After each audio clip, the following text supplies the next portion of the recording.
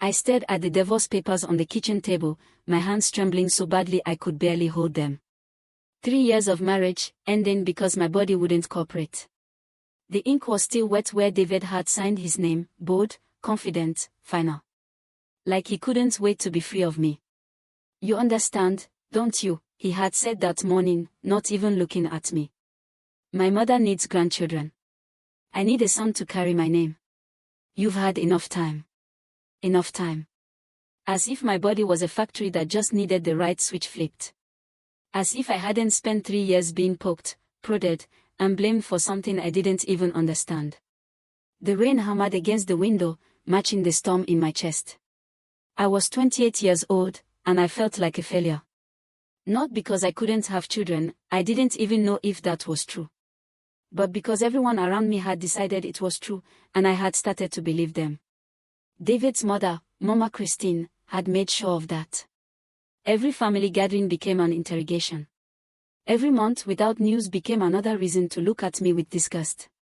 Barren woman, she'd whisper loud enough for me to hear. Wasting my son's future. Now the house was silent except for the rain. David had already moved his things out. He'd been planning this for months, I realized. Probably since the last doctor's appointment when they said we should keep trying and reduce stress. How do you reduce stress when your mother-in-law feeds you bitter herbs every morning and your husband starts sleeping in the guest room? I folded the papers with shaking hands. Outside, a car horn blared. My sister Ada was here to pick me up, to take me back to our small apartment across town. Back to start over. Back to figure out who I was without being the David's wife or the woman who can't have children. But first, I had to walk out of this house with whatever dignity I had left. 3 years earlier, I had walked into this same house as a bride, wearing my mother's wedding dress and carrying dreams bigger than the sky. David had been everything: handsome, gentle, ambitious. A teacher at the local secondary school with plans to become a principal. We met at a friend's wedding, and he made me laugh so hard I snorted palm wine through my nose. I'm going to marry you, he had said that night, and 6 months later, he did. I was a seamstress then, just starting my own business. I'd rent a small shop near the market and sew school uniforms, church dresses, anything people needed. David said he loved my ambition. His mother said it was cute, but I'd need to slow down once the babies came. The babies. Everyone talked about them like they were already real, already waiting. How many do you want? Mama Christine asked me the week after the wedding. I'm praying for twins first. Strong boys. I had laughed nervously. We'll see what God provides. God provides to those who are fertile, she'd replied, her eyes narrowing slightly. It was my first warning, though I didn't recognize it then. The first year was beautiful. David would come home from school, and I'd have dinner waiting. We'd talk about our days, make plans for the future. He wanted to save money for a bigger house. I wanted to expand my sewing business. We made love with the carelessness of people who think they have all the time in the world. But by month 6, his mother started asking questions. Any news, she'd say every Sunday after church, her hand on my belly like she was checking for evidence. Not yet, Mama. We are still young. Young. She'd scoffed. I had David by your age. Don't wait too long, or your womb will dry up. By the end of year 1, the questions became accusations. David started coming home later, claiming he had extra classes to teach. I'd catch him on the phone, speaking in low tones, hanging up quickly when I walked in. The warmth between us cooled like forgotten tea. The second year was when everything changed. Mama Christine moved into our guest room temporarily to help us. Help us conceive, she meant. Help us fix whatever was broken in me. She took over my kitchen. Every morning at 5, she'd wake me up with a clay cup full of dark, bitter liquid that smelled like rotting bark and earth. Drink, she'd command. This is what my grandmother used. It opens the womb. I'd gag it down while she watched, arms crossed. Sometimes David would be there, looking uncomfortable but saying nothing. Never defending me.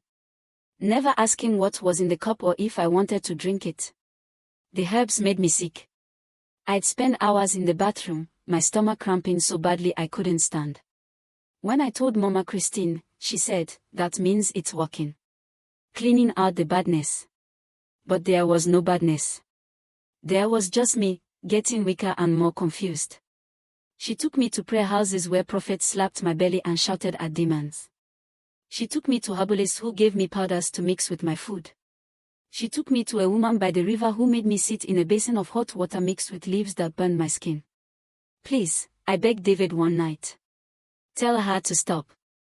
I can't take it anymore." He sighed, not looking up from his phone. "She's trying to help. Just be patient." Patient. I'm falling apart. "Maybe if you weren't so stressed, it would happen naturally," he snapped.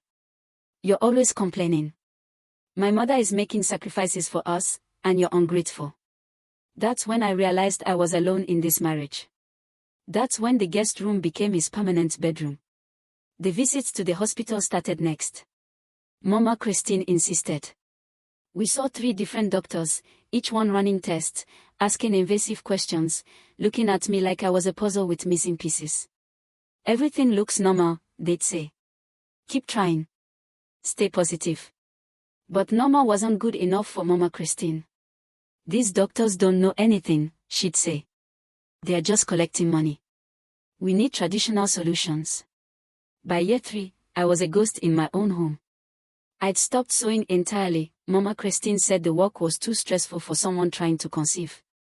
I spent my days cooking, cleaning, and drinking whatever mixture she put in front of me. My body was always in pain. My periods became irregular, sometimes disappearing for months, other times flooding so heavily I couldn't leave the house. "See," Mama Christine would say, "your womb is confused. We need to work harder." Harder meant more herbs, more prayers, more humiliation. She invited women from her church to pray over me, and they'd gather in my living room, shouting and crying while I sat in the center like an offering.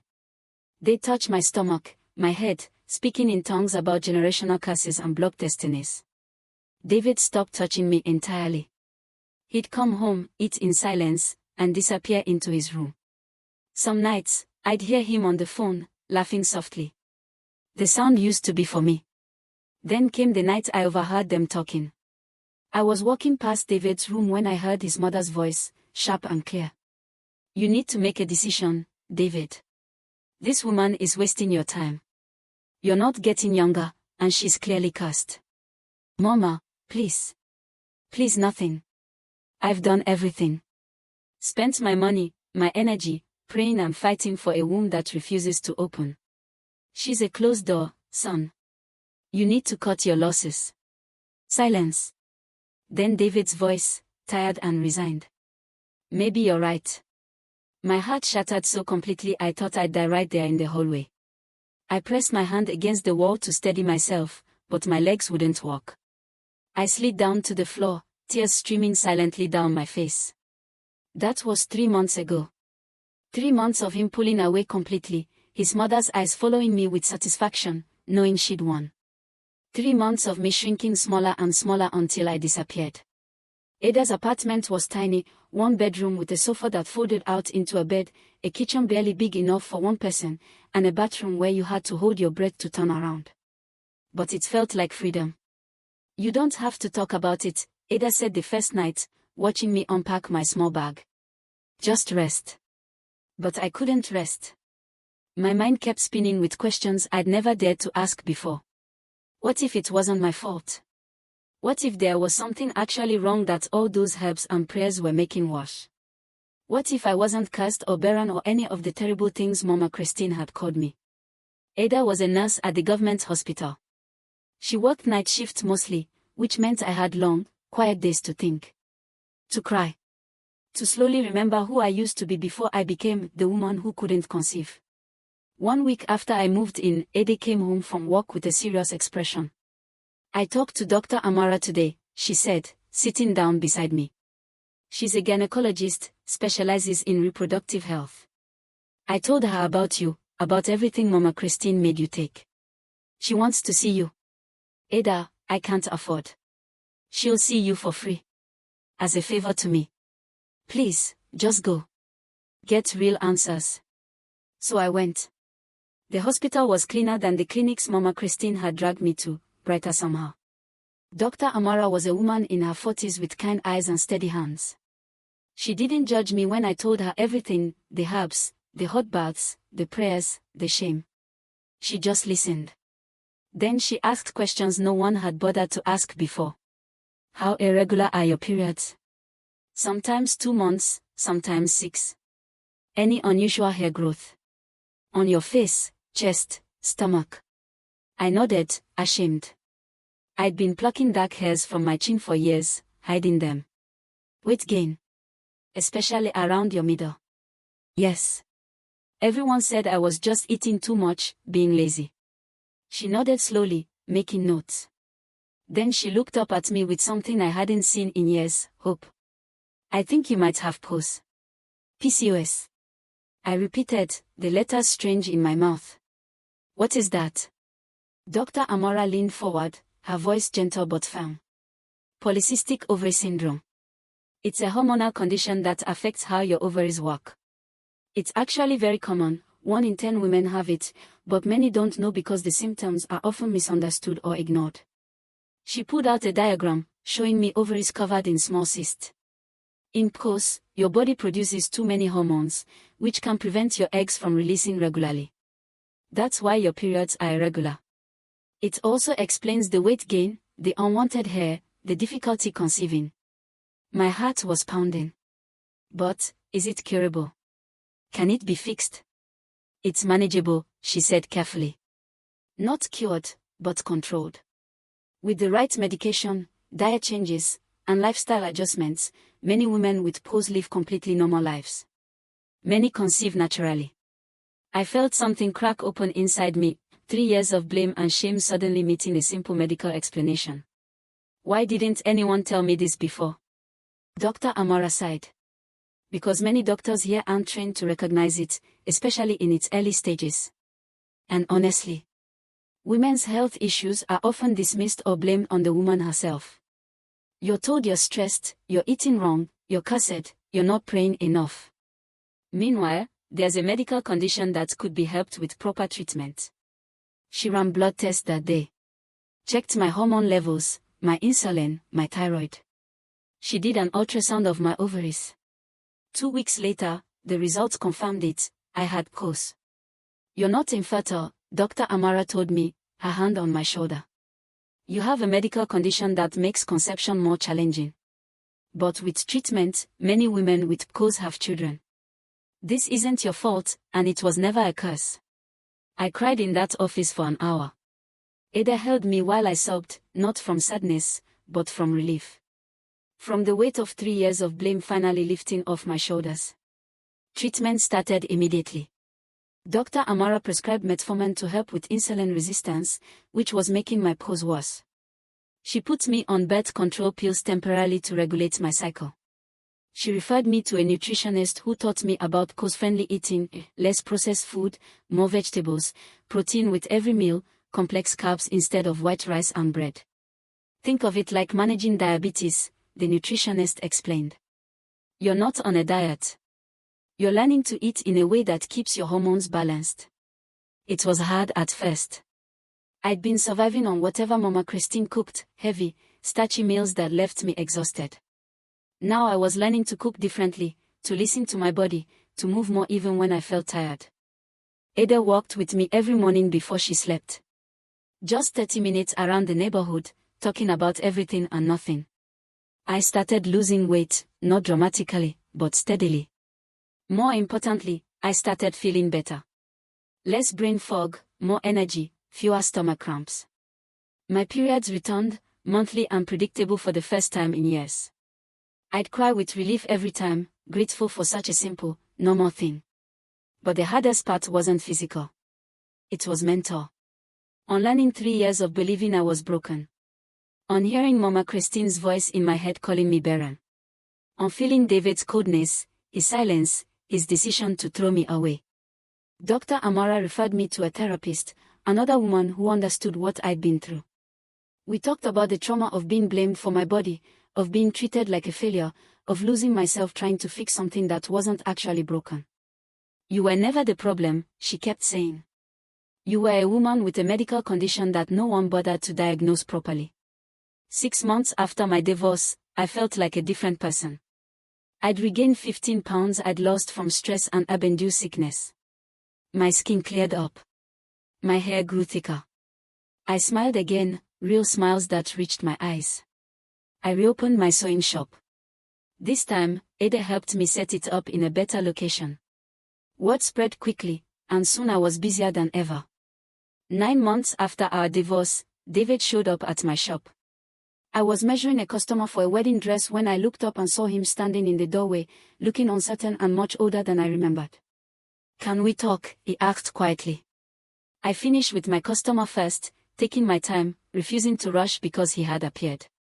When she left, I turned to him, my arms crossed. "What do you want, David?" He looked around my shop, the new sewing machines, the fabric samples, the pictures of satisfied customers on the wall. "You're doing well." "Yes, I am." "I heard." He hesitated. "I heard you have POS." That it was medical all along. My jaw tightened. "Yes." A simple diagnosis that could have been made years ago if anyone had bothered to take me to a proper specialist instead of herbalists and prayer houses. He winced. "I'm sorry. My mother, we didn't know." "You didn't want to know," I interrupted, my voice sharp. "Every time I said I was sick from those herbs, you told me to stop complaining. Every time I begged you to defend me, you chose your mother. You divorced me, David. You threw me away like garbage because I couldn't give you a child on your timeline." "I made a mistake," he said, stepping closer. "I was wrong. I should have protected you, should have listened. I want to fix this." "Fix what?" "Our marriage. It's over. We can remarry. Start fresh. Now that you're getting treatment." "Now that I'm getting treatment, I might be able to have children." I laughed, bitter and sharp. "That's what this is about? You heard I'm not actually infertile, so now I'm worth having back." "That's not." "It is exactly that." I grabbed the divorce papers from my desk drawer and held them up. "You signed these without hesitation. You let your mother torture me for 3 years. You abandoned me when I needed you most. And now you want to come back because my value has increased in your eyes." He looked down, ashamed. "I still love you." "Love?" I shook my head. "You don't know what that word means. Love protects. Love defends. Love doesn't disappear when things get hard." 2 weeks after David's visit, Mama Christine showed up at Ada's apartment. I heard her voice through the door, loud and demanding, insisting Ada let her in. "I need to speak to my daughter-in-law." "Ex-daughter-in-law," I heard Ada correct firmly. "And she doesn't want to see you." But I opened the door. I needed to face her, to say the things I'd swallowed for 3 years. Mama Christine looked older, more tired. For a moment, I almost felt sorry for her. Almost. "You're looking well," she said, her eyes scanning me up and down, noting the weight I'd regained, the brightness in my face. "I am well," I replied. "What do you want?" "David told me about your condition." "This pose." She said it like it was a foreign curse. I didn't know. If I had known. "You would have what?" "Stopped forcing herbs down my throat. Stopped calling me barren. Stopped convincing your son to divorce me." She flinched. "I was trying to help. I used traditional methods that have worked for generations." "You were abusing me," I said clearly, my voice steady. "You made me sick. You blamed me for something I couldn't control. You never once considered that maybe, just maybe, I needed actual medical care instead of your grandmother's herbs." "I didn't know," she insisted, her voice rising. "How was I supposed to know about this posting? In my time. In your time, women died from treatable conditions because no one took them to doctors," I interrupted. "In your time, women were blamed for everything while men did nothing wrong. In your time, a woman's worth was measured only by her ability to birth sons. Well, this isn't your time anymore." She straightened, offended. "I raised my son well. I gave him values. You raised him to be a coward," I said, and watched her face go pale. You raised him to abandon his wife instead of protecting her. You raised him to value his mother's approval over his marriage vows. That's what you taught him, Mama Christine. I came here to make peace, she said stiffly. To tell you that you can come back. We'll accept you again. I don't need your acceptance. I stepped closer, looking her dead in the eyes. I needed it 3 years ago when I was drowning. But I learned to swim without you. I don't need you anymore. 2 years after my divorce, I stood in front of a room full of women at the community health center, holding a microphone with sweaty palms. Dr. Amara had asked me to speak about my experience with PCOS, and I'd agreed, even though public speaking terrified me. My name is Chioma, I began, my voice shaky. And for 3 years, I believed I was cursed. I told them everything. The herbs that made me sick. The prayers that made me feel worthless. The marriage that crumbled because no one thought to give me a proper diagnosis. I watched women in the audience nod, some wiping tears, some gripping their neighbors' hands. PCOS is not a curse, I said, my voice growing stronger. It's a medical condition. 1 in 10 women have it. That means someone in this room right now might have it and not know. You might be blaming yourself for irregular periods, for weight gain, for difficulty conceiving, when your body is just asking for help. After my talk, women lined up to speak with me. Some shared their own stories. Others asked where they could get tested. One young woman, barely 20, whispered that her mother-in-law was already forcing herbs on her after 6 months of marriage. Go to Dr. Amara, I told her family, writing down the hospital information. Get tested. Get answers. Don't wait 3 years like I did. That evening became a monthly event. I'd speak at different community centers, churches, even schools, anywhere women gathered. Dr. Amara would come with me, explaining the medical side while I shared the human side. Together, we were changing minds, one conversation at a time. My sewing business had grown beyond anything I'd imagined. I now had a proper shop with 5 employees and a waiting list of customers.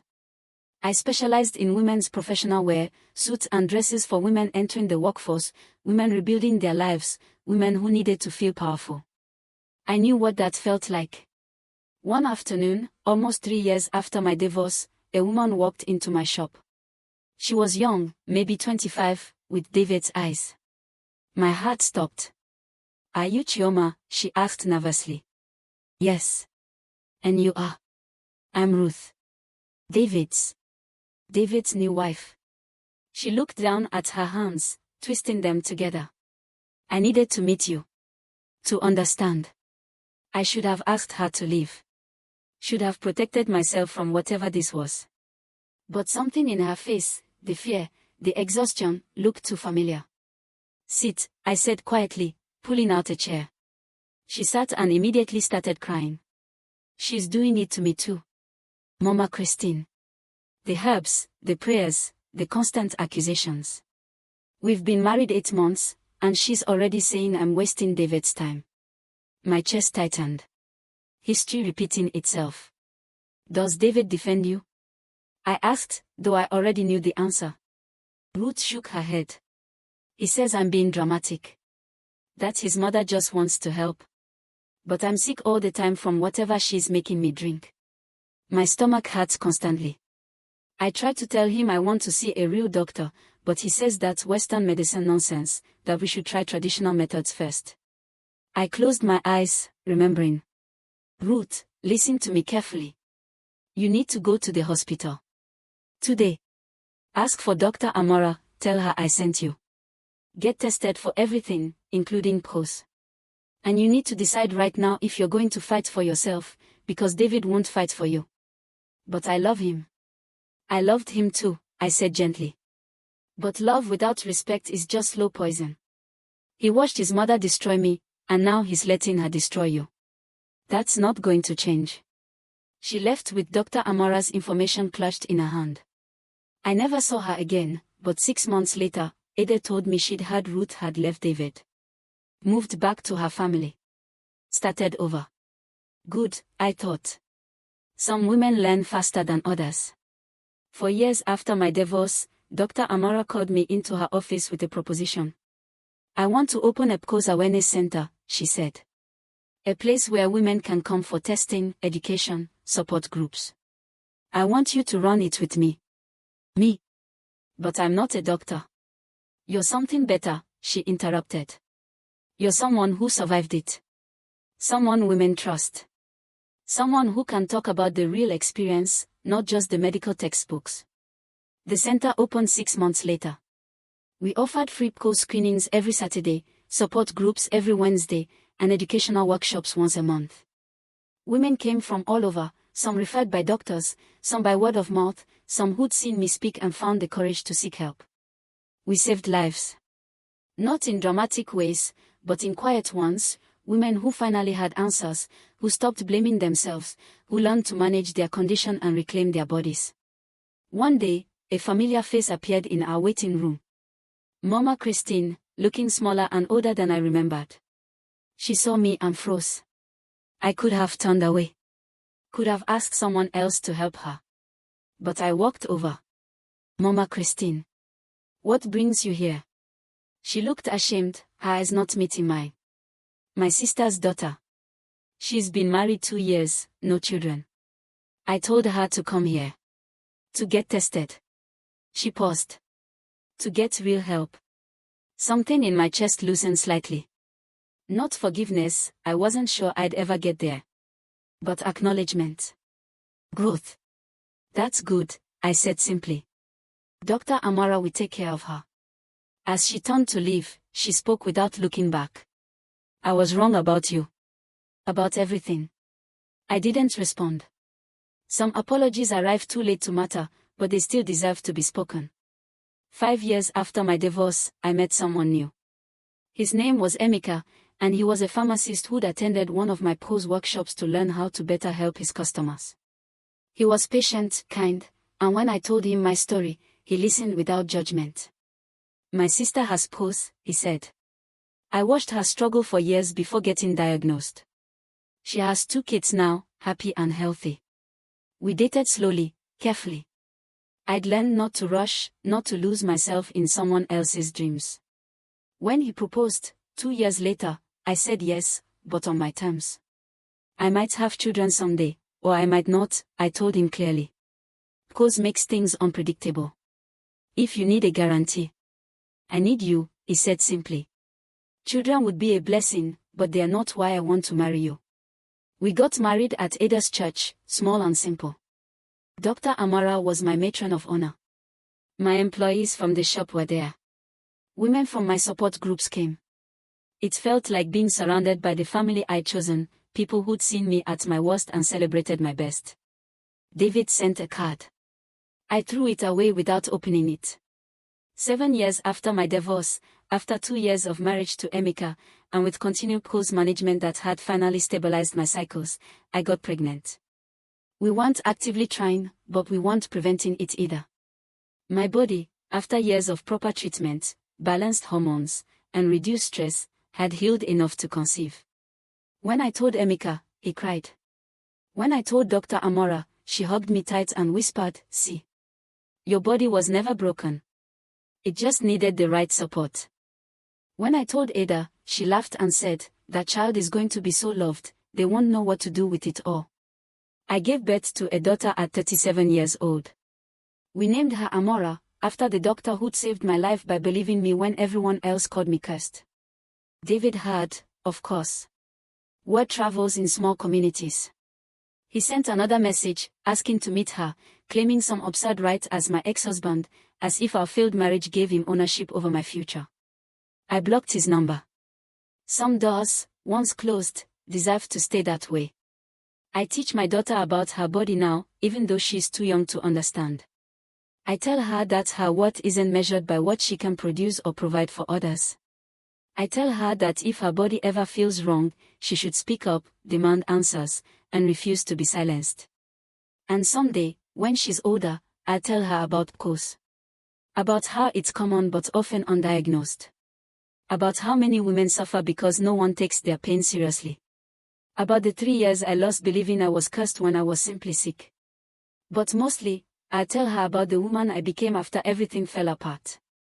The woman who learned that healing isn't just medical, it's standing up for yourself, demanding better, and walking away from people who make you feel small.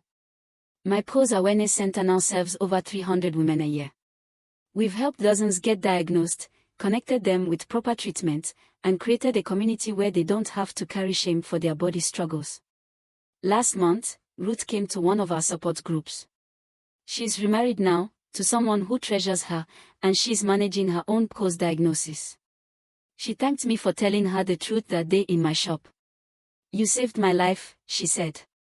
"No," I replied. "You saved your own life.